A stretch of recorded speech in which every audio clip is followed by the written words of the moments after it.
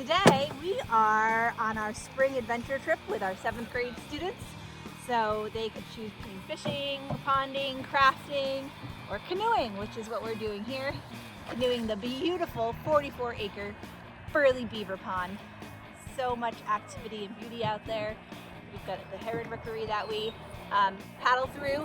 We've got osprey nesting out there this year, turtles to see, and a lot of these kids have never done something like this, so that in itself is an adventure.